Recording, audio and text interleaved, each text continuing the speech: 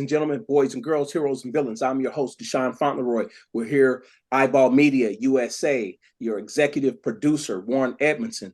Today, ladies and gentlemen, we have Houston Lillard on the show from Team Lillard, 7v7 high school football coach. Houston, tell us a little bit about yourself and what it is that you do. I'm from Oakland, California. First off, appreciate y'all having me on and giving me the opportunity to be able to speak and and give my say and give my piece and just be able to be a part of what y'all developing. I appreciate it and I'm thankful to be here. But I'm from Oakland, California. I'm the oldest of three, so I'm big on leadership and making sure that those that follow me have a guided path. Um, I played college football at Southeast Missouri State. I'm a quarterback, so I'm very detailed and passionate about everybody. I'm not an individualized guy because I know that my success comes from the help from everybody else. Um, I went to Southeast Missouri State. I was a junior college guy, and I decided to help out and create more resources with my situation with my brother playing in the NBA and being able to have success. I feel like there was room for me to be able to bridge a gap with affordable opportunity and resources and communication and just knowing people and being able to bridge that gap with relationships for kids who are able and who need opportunity. So I started coaching and developing the 707 program. We've been able to do a lot for a lot of kids and create affordable opportunity. And my goal is to continue to help more kids and just be able to kind of not allow financial burdens to be the reason they don't get the opportunities they deserve to be able to showcase their talents. When I first met you, it was we came across past coaching 7-on-7 football. Met you through Don Johnson. I know Leland Indeed. Johnson knows you. Mm-hmm. What made you start Team Lillard? Like, where did the idea first come from? Well, I mean, I never really said this in public. So, like, this is actually, I'm confident with saying this, so I don't mind ruffling some feathers. But I previously, when I first moved out here, I was living in Lake Oswego. My brother was kind of going through his first couple of years, and I was just really here in Oregon with him just to make just to kind of bridge the gap with him with the professionalism and dealing with the outside noise and just, finding balance and being whatever he was going through and being himself. And my sister was going to Lake Ridge High School. And I went to a football game and I seen a kid play and I was like, oh, okay, that was dope. And I met a couple of people there. And then I went to a 707 tryout. And I won't say the name of the program, but they were the only program at the time. And they were reaching out to me. I was training at the time because I was playing arena football. So Dennis Dixon was my Pop Warner quarterback, and he was out here, so he hit me like he would come work out with me, and we were just training together. And he connected me with some guys who had a 707 program. I went to their tryout. They told me to come out and help them coach, and I went and I did it, and it was cool. I liked it, and I seen so many kids, and I was like, damn, I didn't even know all these kids was out here. Seen a lot of black kids, and I was just, I've been living in Lake Oswego, so like it's.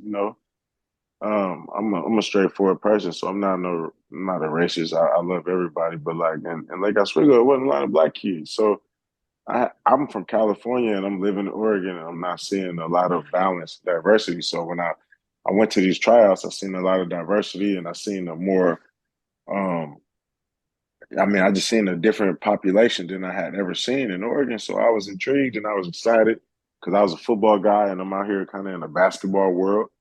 And I seen the opportunity for me to help and kind of give back. I had just broke my leg playing arena football, so I was going through a transition, and I thought I was going to be coaching and with this program, and I didn't get the chance to coach, but I had already been training a bunch of kids, helping them just get ready, and I was playing still, so I was just mentoring them, and they all played, and they came back, and they was like, "Man, I can't play 7-on-7 this year because it costs too much." My parents said I can't play, and I was like, "Well, how much it costs, and they told me how much it costs, and I was like, for real? Like I was kind of put off a little bit, and I was like, man, I know, let me call and ask a couple of people to see if I could get something going, and I know we can. I don't charge y'all, we just whatever the tournament costs, we just pay that. And so the first year I did Team Lillard, I called my brother's Adidas rep, and I said, "Hey, could you help me get some shorts and some shirts and maybe some cleats, or whatever?" And he was like, "Yeah, how many kids?" And then he said he could do it, and we got it done. And I just really just whatever the tournament fee was, that's what I charged the kids, and I paid the insurance myself. I paid for all the vans when we rented the vans. Those were the fees that I took on myself because I didn't really know it was going to be what it was going to be after all these years, but. Um, that was just how it started, and that was the reason I started it, because I found out that a lot of people who deserved the opportunity or could benefit from all the resources, they couldn't afford to do it. And so I was like, if I can create the opportunity, as long as y'all can afford to or put something forward and getting to where we need to get to, then that'll be your fee, is getting where we need to be. And so I was able to, utilize my resources with Adidas to get shirts and shorts and possibly cleats at least the first year and stuff, to where I can get kids uniformed. And after that, it was like, if we can get these flights and these hotels, we going. I'll pay for the tournament. Just get there. So that's kind of how I started it the first 2 years, and it was a lot. It was stressful. I didn't really realize what I was getting myself into, but I was passionate about helping. I was passionate about creating opportunities, and I'm very big on doing what I say. You know what I'm saying? I'm very big on that. So that's why, like, if anybody ever see me, I'm at the 6th grade tournament all the way through the 11th grade. I'm there. I'm not one of the people that's not there because my team not playing. I'm supporting every program, every team in my program. So I'm big on that. But yeah, that's kind of how I got started. You know. Yeah, I can appreciate that. In everything, there's always like some pitfalls or just really unintended consequences. You want to start an organization, you want to help kids, and then you have those unforeseen fees. You find some happiness in developing kids and getting them to the next level. Outside of like take me back to like some of those early tournaments. Like you said, you gotta figure out a way to get uniforms, the jerseys, the shorts, the cleats, paying for vans. I know what that's like, helping 7-on-7 organization. Right. There's always some good that comes out of it. What has been the most unexpected nugget from the time you started to like where you are now, as far as coaching 7-on-7, and like some type of happiness or some nugget that you least expected from the time you started? Uh, I think that sounds an interesting question. I think the most unexpected nugget, um, I say, is just the camaraderie between the brotherhood. I didn't foresee the brotherhood, the relationship off of the field. Like we all say we want to get these kids to college, and we want to train them and get them ready for the season. But it's like the time you spend, if you spend that time the right way, you develop real relationships. And I call it a brotherhood because these kids become men, and they're not my kids, they're not my relatives, but like, I consider them family. So I call it a brotherhood because at some point, some of these dudes now is 24 years old, and they got kids, and I'm getting invited to the baby showers, and I'm like, you my brother. You know what I'm saying? I can't call you my son. We adults. You So it's uncle, like you I'm uncle unc, now. I'm unc. Yeah, I'm unc. And like in the uncle aspect, where it's like now I got kids who, I got a couple that have made it to the NFL, then I got a couple who need help getting a job, and some got a baby, and I get them a gift card for the baby shower, and I tell them, opportunities on what they need to do to be, a supportive father instead of just letting them out, like so it's a lot of those things where like that's the most rewarding and unexpected part, is that like it's based around sports, but like some of my closest relationships with my kids from my program is the ones that didn't even like go to Division 1 programs. They That's right. they went, you know what I'm saying, and I value that because I know that at the end of the day the purpose was bigger than a sport. It was all about you, the person. So like I value the fact that I can see visually the impact of the man. How you doing, son? The impact that the impact that the men that we have in our program, coaching wise, that we're able to, motivate and instill that different aspect that's not just based around going D1. So like that's kind of the most rewarding part for me is just being able to be a reputable mentor, somebody that they can look up to, and as they go through life, they can still consider me as somebody that can help them instead of being the guy that just helped them train or get ready for whatever they think they're getting ready for. It's like, no, I'm valuable for you all around. So that's the part that's kind of the most rewarding, and I can say that kind of this caught me off guard because I didn't really plan on it and see it just way. But it's definitely rewarding and the most unexpected, but the happy part about all of this stuff that's been going on. You know,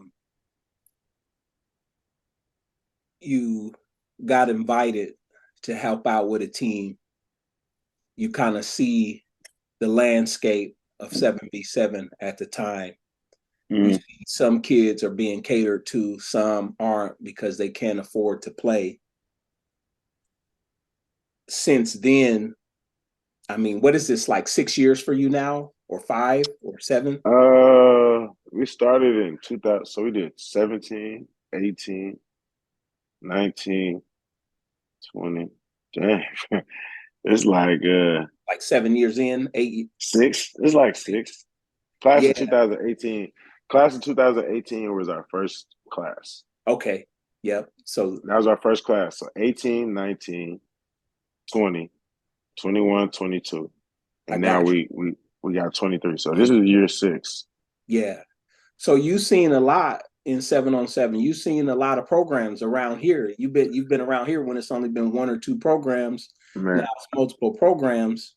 So talk to us about what you've seen since day one, the first organization. You've seen multiple organizations. You've seen folks come and go. What differentiates Team Lillard from everybody else? Why should an athlete or a parent bring their kids to Team Lillard? I mean, that's kind of a broad spectrum, but I say for the first parts, what I've seen from the beginning, it was one program. It was just E-Force. And it was a lot of quality guys in their program coaching and stuff, and a lot of kids. And then I think I came Team Lillard, and then you got after Team Lillard, I think they had at one moment there was a team out of Happy Valley. I can't think of their name right now, but they had a team for a couple of years, and and then Pro Ballers, it was Pro Ballers came. And well, Don, actually, we Pro best. Ballers kind of was there. We the best, and it was always like sparkles. But I think and I feel like that's where Oregon kind of you start seeing more talent. In Portland, personally, you start seeing more guys pop out, and it's like spots here and spots there where it's like, okay, it's 2 guys there, 3 guys there. Y'all had Tobias when he was like a 9th grader or something, and he was out there. He at Notre Dame now. Like I know where he started at. You know what I'm saying? Yeah. So it's like we got these spots and all of these kids, and it's like, okay, boom. It's like you see what's going on, but it's like for us, I always feel like for me, it's like, I feel like I'm blessed enough to be able to say like I'm not a fool. You know what I'm saying? I like to say I'm a real one when it comes to I know I got the most resources. You know what I'm saying? Like I have the most resources for the things that it's hard to come by. You know what I'm saying? And I'm not opposed to that. But that's why I'm so passionate about how committed I am because I'm not oblivious to the benefits that I have if I do it the right way. And so like I know that that we've been able to sustain and have the consistency that we have because of the resources. So now what comes with the resources is doing things the right way, having the right people around you, me being able to know that like I firmly can say like it's about the people around me more than it's about me. You know what I'm saying? Like I value everybody around me. All my coaches know like I ask their opinion. I communicate with them and it's like I'm the only person from far as I know that runs a 7-on-7 program that's ever been a head coach on the varsity level. So like my personality and my approach and my standard is not typical. All the kids know not to play with me. You know what I'm saying? Like, and they know I care about them. At the same time, I have a balance for comfort, but at the same time, like I kind of run the program the way I would run my high school. You know what I mean? Like all my coaches understand what we got, what the goal is. You know what I'm saying? But I value the leisure. I value the leisure part of 7 on 7 where I get to be myself and I get to allow you to be yourself and I get to correct you without punishing you. And when I was a head coach, I had to punish you when I corrected you. You know what I'm saying? And I feel like it's hard for kids to learn when you got to punish them because they don't understand the message when you punish them because they, however they're dealing with their emotions, whatever that is. And so I value 7 on 7 because I know my standard. I'm very clear when I speak to kids. I'm very clear when I speak to parents. I done dealt with the ADs. I done dealt with the principals. I know what you need to do academically. I know almost every head coach in the NCAA. You know what I'm saying? Like I've dealt with these guys. You know what I'm saying? Like I was at Jefferson High School where we had Nate Rollins, Kabanga getting recruited by every coach in the country. You know what I'm saying? I'm dealing with every school from Trajan. You know what I'm saying? And all of these things. And Don Johnson. You know what I'm saying? He's at Oregon now, and he's been the main source for the person who helped me understand everything I know as far as the coaching aspect of what I do now. I've always been a quarterback, so I have the intangibles of, the details and the focus, and I can, communicate with everybody. But, I learned a lot from Don Johnson. You know what I'm saying? That dude is like, I can't say enough about what he's done for me. You know what I'm saying? Underrated all the way around because he showed me kids on his phone outside of North and Northeast Portland from suburbs. Man, legendary, Yeah, legendary. and And nobody I, and talks I, about. yeah, but that's why you feel me? Like, I never not. Like, Don is like, I Coach Bean from Laney College, I call him, he's my football dad. You know what I'm saying? He's on Last Chance U. Yep. And I talk to him every day. I saw You know you what I'm on there. saying? I think you came Yeah, through on one of them yeah, episodes. yeah. Yep. But Don Johnson, like, like he really like the reason I can communicate the way I can with, with people and I know the language and I understand what they're looking for and I can evaluate the way I can and I understand I read a transcript and I like the reason I was able to get hired as a head coach is because the things that I understand that has nothing to do with the game on the field. Like, I owe a lot of that to Don Johnson, and I value him, for that. And he never really was gentle with how he prepared me. You know what I'm saying? But he definitely made sure that he gave me the right knowledge. So just all of those things, man, and those intangibles and relationships and skill sets that I know I genuinely bring to the table. I think those are the reasons why we are able to sustain over the years. You know what I'm saying? And we've been growing. You know what I'm saying? And I think if I don't take the job at Jefferson to be the offensive coordinator, Team Lillard is leaps and beyond where it is now. But I think that those years I coached at Jefferson allowed me to, to be able to bring more powerful people around me. I have strong coaches around me, and I value their opinion and what they bring to the table. I allow them to be their best version of themselves. And I think from me being able to be a head coach, I learned how to be comfortable in that space where I can let y'all go out of town to Vegas and take the team, and I don't gotta go, and I don't gotta, and that's how our program grows. And these last 2 seasons, I've been able to see that. So, like I think, just me being, a head coach and knowing every step of the way to really be prepared for the next level in real life. And not just to go win a tournament. Our goal is not to win a tournament; it's to prepare you for the next phase of life and the next phase of football. And so I stand on that, you know what I mean? And I speak on it on principle. I'm hands on and like I'm everywhere we need to be.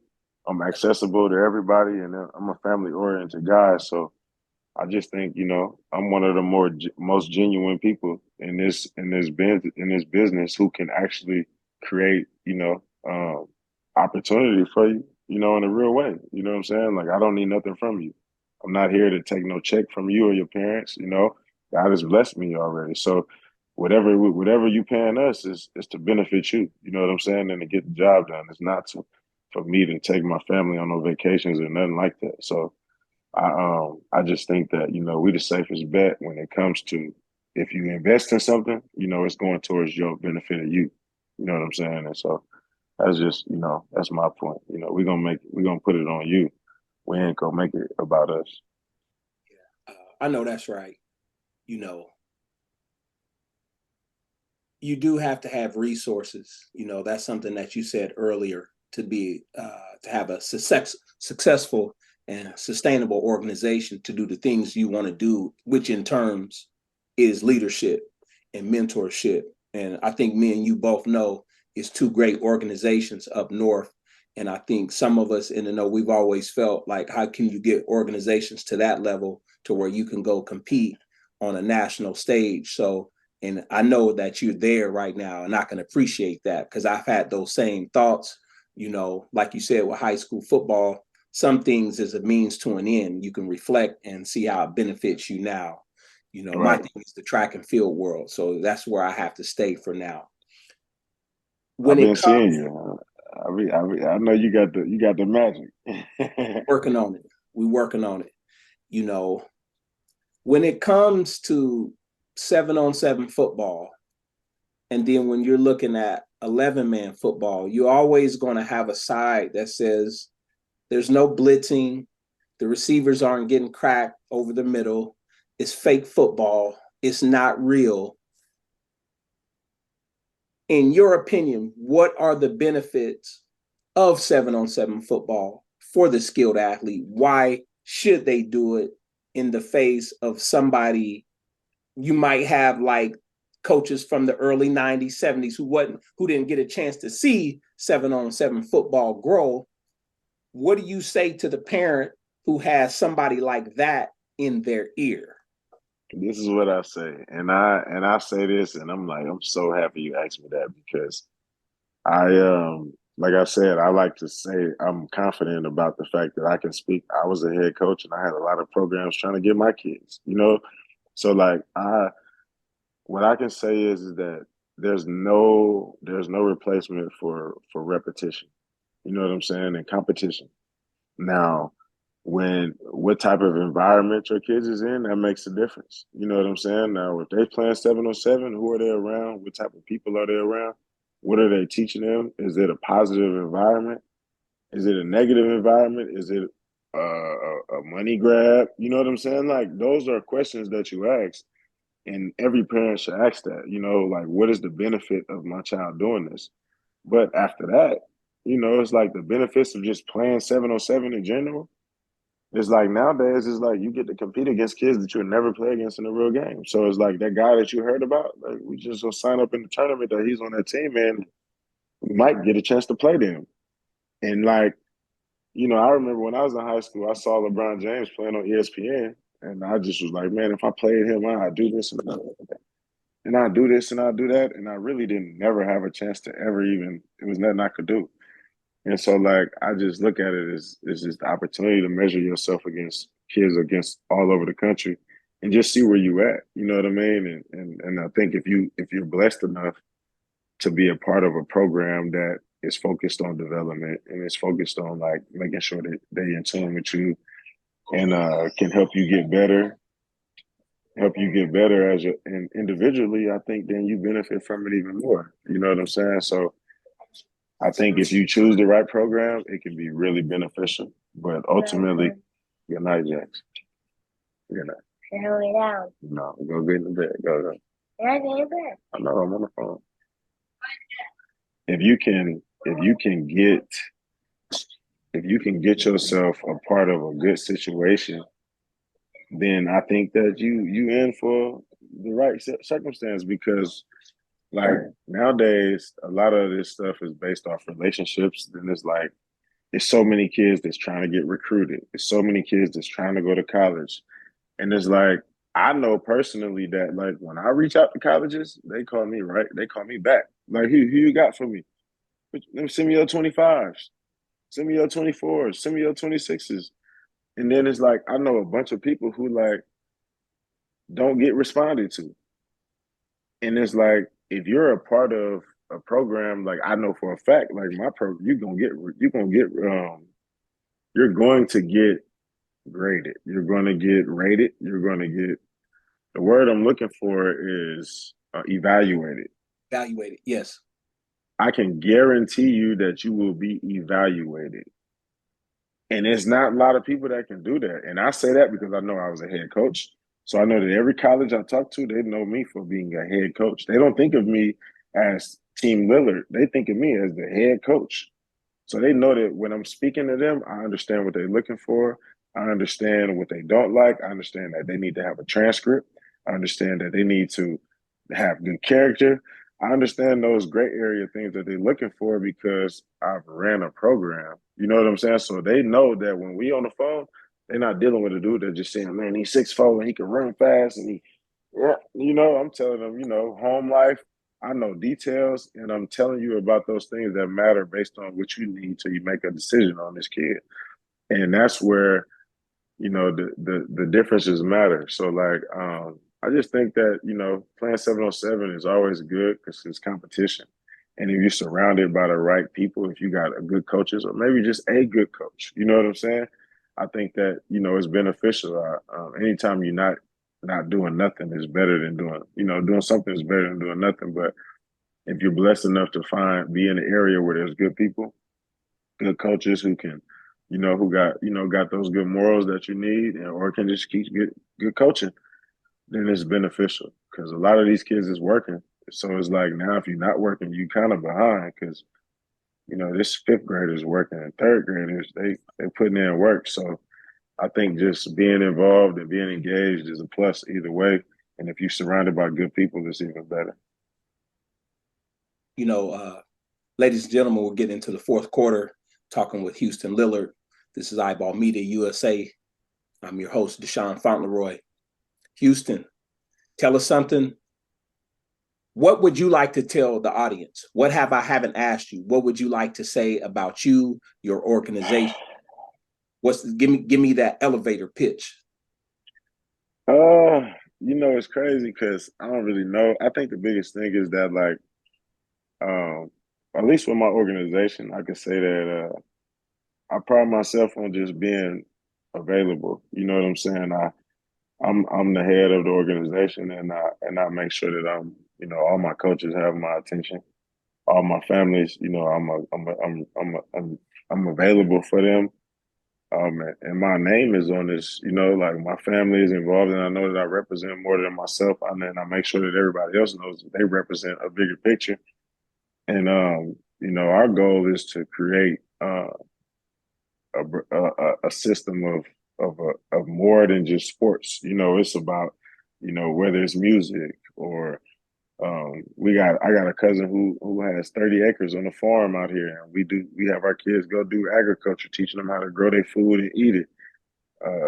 Academic help, whether it's study hall or trades, you know what I mean? Or, my brother's big in music and we have a record label, you know what I'm saying? Like, and a lot of kids are into music and engineering and making beats and all of those things and coding and just whatever those, financial advising. We do a lot with that with our kids. As far as some of our weekends, every Sunday, one Sunday a month, we do like financial advising. We got a group that comes in and kind of get a program and go through scripts. So it's just using them to be a part of our program, and then we add in those little intricate pieces to where it's like, while you're here playing football, you're gonna learn about, character, you're gonna learn about financial advising, you're gonna learn about how to mentor, and you're gonna get a chance to be in all these different environments, and you're gonna be able to recognize the value of relationships and the benefit of this and the exposure and all these different things. And I just say that those are priorities for us. And we're not a program that's like, oh, if you're not a Division I guy, then you won't be able to. Yeah, no, I got junior college guys I deal with every week. My JUCO guys. We want to help everybody. So whether you're going to junior college, Division II, Division I, like your text message and your phone call and your grade point average and your huddle film is just as important as the Army All American that we got. Like I'm responding to you with the same intensity and the same urgency as I am with the kid with 20 offers, and you don't have none.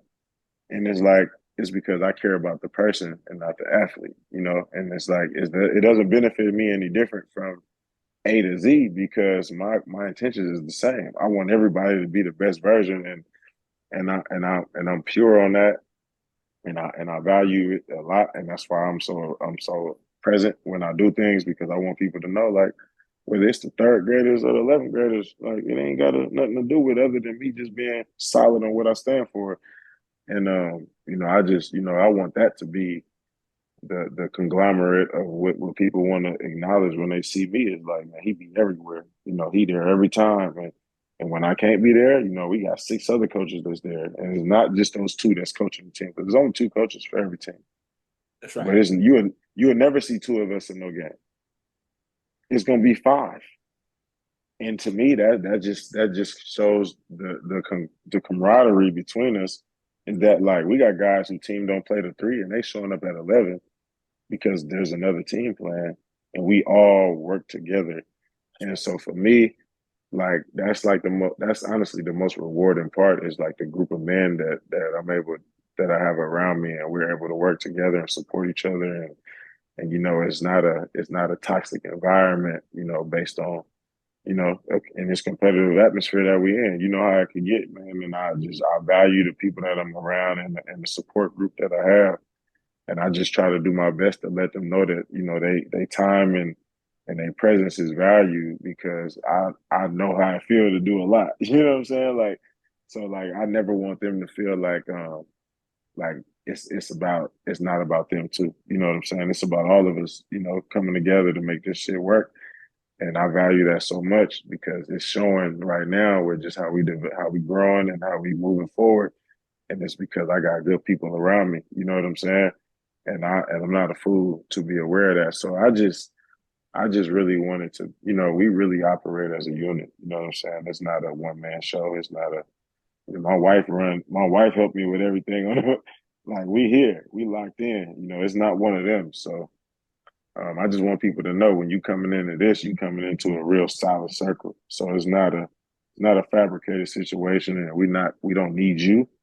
We want to help you. You know what I'm saying? But whether it's you or somebody else, we're gonna be good. You know what I'm saying? And that's where it's just like, it's rooted. The foundation is rooted. So that's just the basis. Ladies and gentlemen, you heard it here first with Houston Lillard, Team Lillard 7v7.